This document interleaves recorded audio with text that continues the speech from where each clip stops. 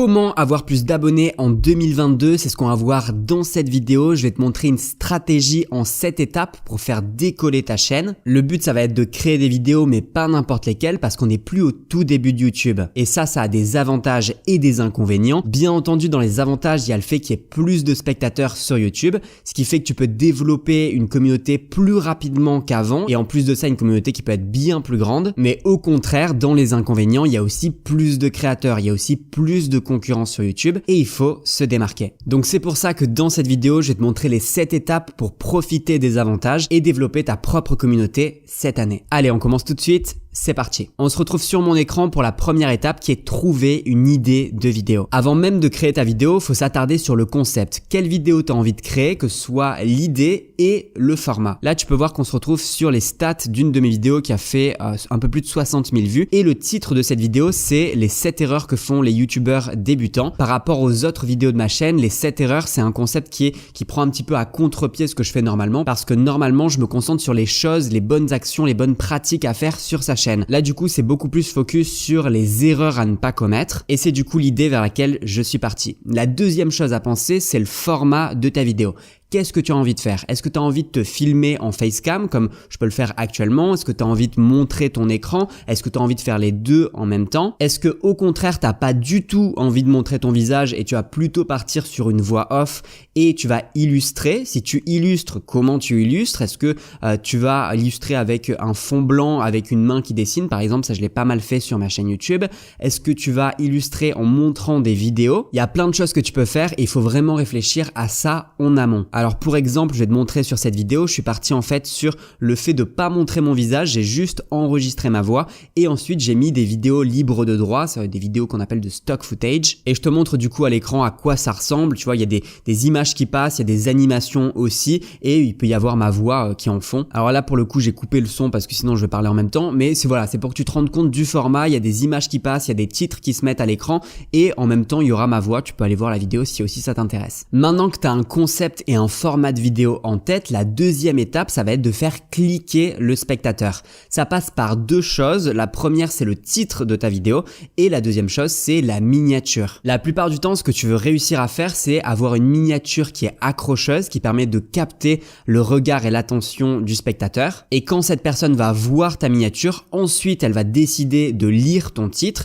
Donc là, il faut avoir vraiment un titre irrésistible pour que la personne puisse pas résister et ait envie vraiment de cliquer sur ta vidéo pour la visionner. Alors je reprends pour exemple la vidéo de tout à l'heure, le titre tu peux voir c'est les 7 erreurs que font les youtubeurs débutants et ensuite j'ai mis se lancer sur YouTube en 2022 et pour la miniature, alors je sais pas si c'est la meilleure miniature du monde, je te la montre quand même, c'est celle-ci. J'ai mis 7 erreurs en gros, le logo de YouTube aussi et on peut comprendre qu'au milieu c'est le nombre d'abonnés qui baisse. Je voulais vraiment illustrer ce que ça peut coûter à un youtubeur de faire ces erreurs. Alors que ce soit pour la miniature ou le titre de ta vidéo, je te conseille vraiment de prendre du temps parce que ça va déterminer ton taux de clic par impression. Et c'est vraiment important d'avoir le taux de clic par impression le plus élevé possible. Moi sur cette vidéo, j'ai vraiment un taux de clic qui est très moyen pour le coup. Tu vois, si il avait vraiment été bon, il y aurait une petite flèche verte comme ça. Mais ça reste une vidéo qui a quand même bien performé. Alors je sais que beaucoup d'entre vous se concentrent sur la miniature mais très peu sur le titre. Je m'explique, c'est assez rare qu'un créateur prenne 30 minutes, 1 heure de son temps pour vraiment écrire par exemple 10, 15, 20 titres et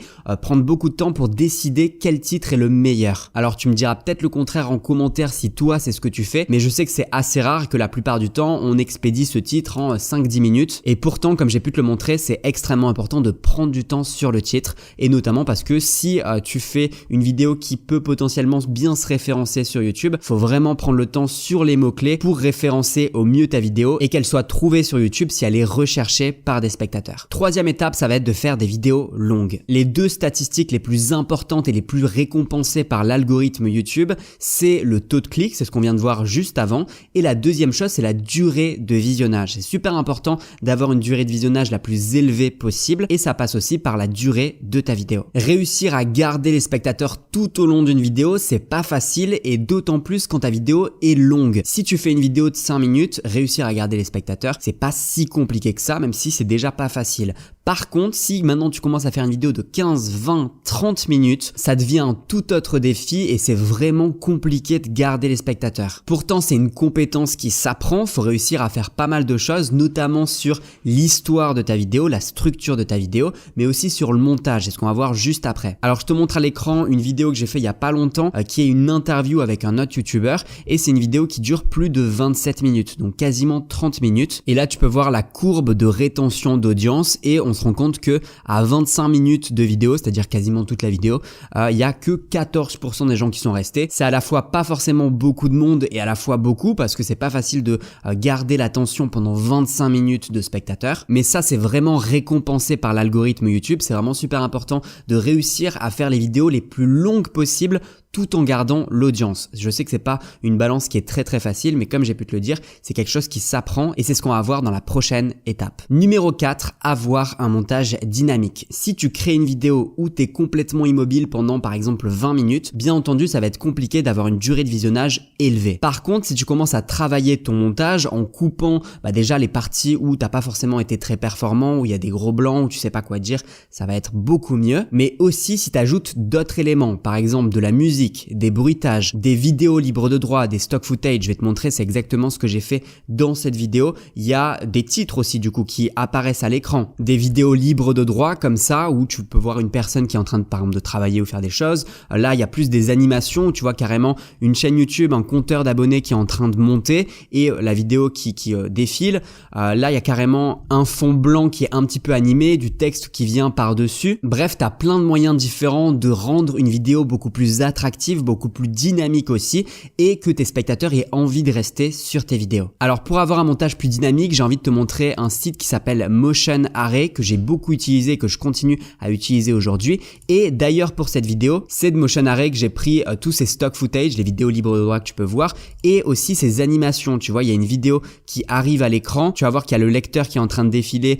le nombre d'abonnés aussi et j'ai pu mettre mon logo, mettre le titre d'une vidéo et ça permet de mieux illustrer ce que je dis dans la vidéo. Motion Array, c'est une librairie qui te permet d'avoir plein de choses à la fois comme des vidéos libres de droit, c'est ce qu'on a vu juste avant, des bruitages, on appelle aussi ça des sound effects, des musiques libres de droit et aussi des templates et des presets, notamment si tu utilises des logiciels de montage comme la suite Adobe, Final Cut Pro ou DaVinci Resolve. Moi du coup j'utilise Adobe Premiere Pro et ce que tu as pu voir ici c'est en fait un template, c'est pas moi qui ai fait directement tout ça à l'écran, j'ai juste utilisé un template, je l'ai téléchargé et je l'ai directement mis sur mon logiciel de montage. T'as plein de stock footage, donc de vidéos que tu peux utiliser et t'as aussi des filtres pour directement filtrer. Par exemple, tu as envie d'avoir des vidéos libres de droit qui parlent de sport, tu peux juste cliquer dessus et ça te les mettra. Voilà, comme tu peux voir, il y a un peu de tous les sports. Et puis par exemple, pour tout ce qui est template, donc c'est les modèles à directement glisser sur ton logiciel de montage, tu peux choisir ton logiciel de montage ici. Moi, j'ai choisi par exemple Adobe Premiere Pro, c'est le mien.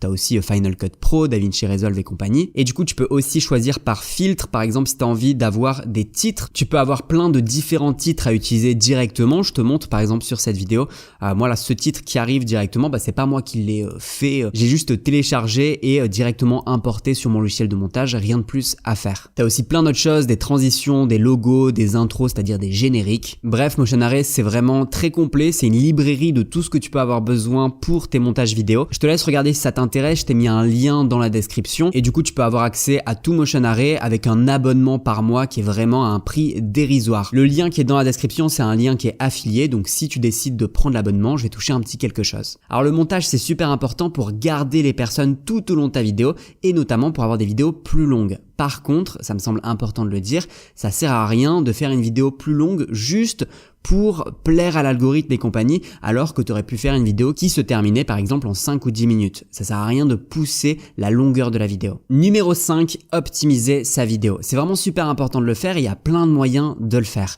Notamment avec les mots-clés, c'est-à-dire mettre des mots-clés dans son titre. Par exemple, cette vidéo, elle parle des salaires des youtubeurs, donc bien entendu, je l'ai mis dans le titre, mais je l'ai aussi mis dans la description. Soignez la description. description, mettre un chapitrage, c'est ce que je fais ici, tu vois, se repérer dans la vidéo. Je mets des time codes, c'est-à-dire le minutage, tu vois, exact de la vidéo et un titre qui explique ce qui se passe à ce moment précis de la vidéo. C'est important d'en mettre un, notamment parce que c'est montré aussi directement sur Google. Par exemple, là, tu vois, j'ai mis comment faire de l'escalade. On descend un petit peu, on a des vidéos YouTube et tu vois 7 temps forts dans cette vidéo. Donc le chapitrage est montré directement aussi sur Google. Là, tu vois qu'on voit tout le chapitrage. Tu peux aussi mettre des hashtags dans ta description, tu vois, hashtag YouTube, hashtag statistiques et compagnie. Là, je peux te montrer sur cette vidéo, on a hashtag erreur et YouTube. En fait, ça se montre ici, juste au-dessus du titre. Et puis, dernière chose, c'est les tags quand je descends un petit peu. Alors moi, j'ai un outil qui s'appelle TubeBuddy que je te recommande souvent et que je vais te mettre aussi dans la description si tu as envie de l'installer. C'est un petit plugin qui s'installe et qui te permet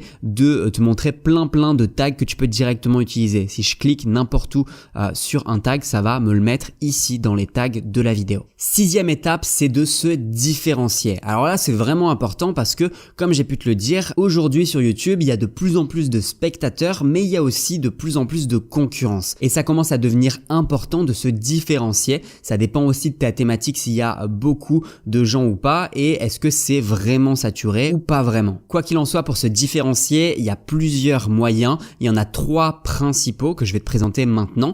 Le premier, c'est d'être meilleur que la concurrence. C'est pas forcément facile d'être meilleur que la concurrence parce que certes, t'arrives après, donc tu peux voir ce que le marché fait, ce que les concurrents font actuellement et arriver peut-être avec une meilleure idée ou avec un contenu qui est plus chiadé, une forme et un fond qui est peut-être meilleur, mais c'est pas forcément facile. Le deuxième moyen, c'est via sa personnalité. Donc là, il n'y a pas grand chose à faire parce que, en fin de compte, dès qu'on est devant la caméra et en train de parler, on est déjà en train de montrer sa personnalité. Je suis sûr que ça t'est déjà arrivé, que ça t'arrive encore aujourd'hui, de tomber sur certains youtubeurs et avec certains tu vas vraiment pas accrocher et avec d'autres beaucoup plus. C'est moi ce qui m'arrive aussi quand je regarde du contenu sur YouTube. Avec des personnes ça passe pas vraiment alors que pourtant ils disent pas forcément des choses bêtes ou ils sont pas forcément incompétents, mais c'est juste que ça matche pas. C'est comme dans la vraie vie, avec certaines personnes ça marche pas vraiment. C'est la même chose sur YouTube et juste en créant des vidéos tu vas déjà montrer ta personnalité, même si sur les toutes premières vidéos c'est beaucoup plus compliqué parce que